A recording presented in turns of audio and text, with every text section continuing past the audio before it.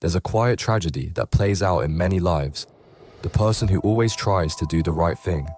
The one who gives without asking, forgives too quickly, trusts too easily, and believes the world will somehow reward them for their goodness. And yet, life rarely works that way. Too often, the kind-hearted find themselves used, overlooked, or left behind. Their goodness becomes a weight, even a weapon turned against them. This raises a question: is being good always good? Or is there a darker side to goodness we rarely admit? Before we dive in, share in the comments where you're watching from, and tell me, have you ever felt that your kindness was taken for granted?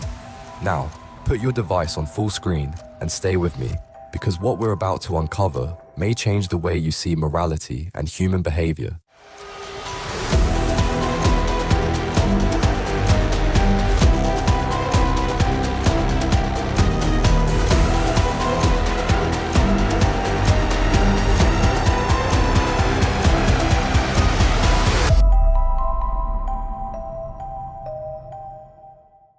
To explore this, we turn to one of history's most controversial thinkers, Niccolò Machiavelli.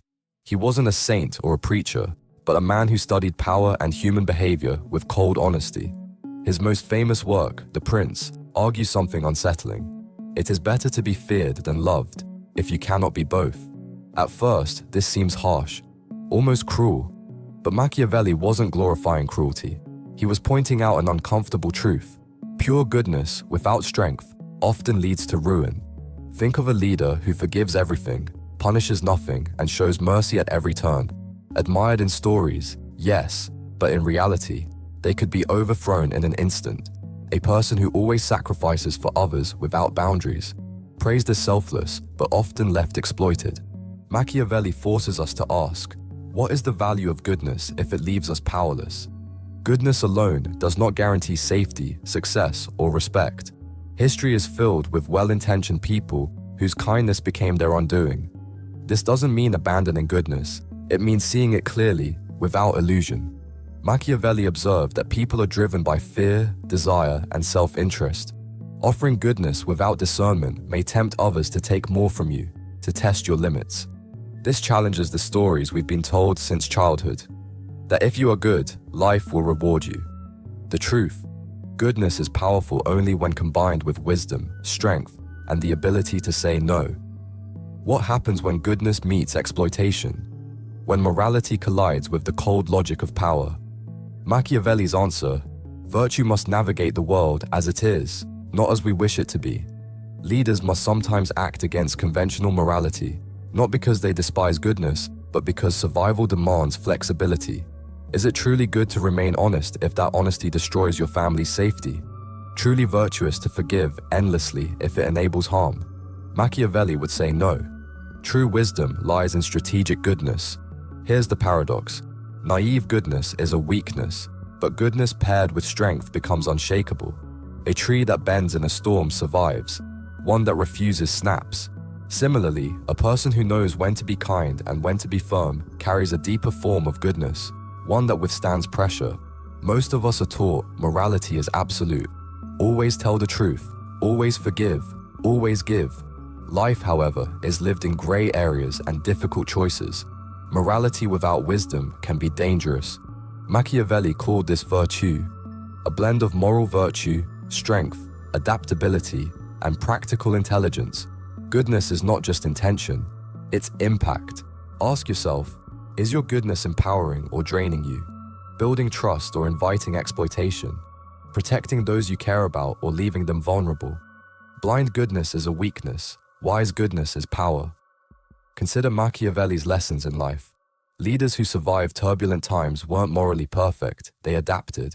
They balanced generosity with firmness, kindness with caution. The world doesn't reward the dreamer who believes in universal fairness. It respects the strategist who knows when to trust and when to guard. At home, this plays out too. A friend who always says yes, forgives endlessly, and lends constantly may be admired at first. But over time, what happens? People start expecting it. Boundaries vanish, and that initial admiration turns into quiet exploitation. The hidden danger Machiavelli exposes: goodness without balance breeds dependency. Yet here's the paradox again. When goodness is paired with strength, it becomes magnetic. A person who is kind but firm, compassionate but clear about their limits, earns true respect. Their goodness carries weight. It is a deliberate, conscious choice, not weakness. Now, imagine a workplace scenario. You always help colleagues, cover for them, and never assert your own boundaries. At first, you're seen as generous, reliable, even indispensable. But over time, your work is assumed, your contributions undervalued, your presence taken for granted. That's the subtle danger of goodness without discernment.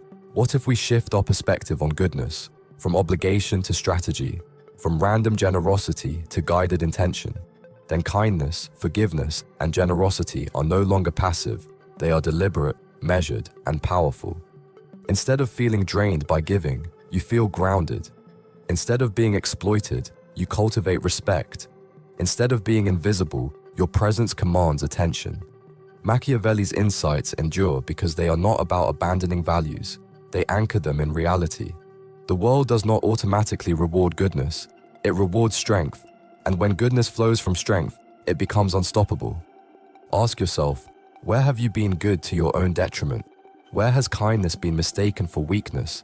Where do you need to draw a line, not to be less good, but to ensure your goodness lasts? The dark side of goodness is not evil. It is the shadow cast when kindness is incomplete.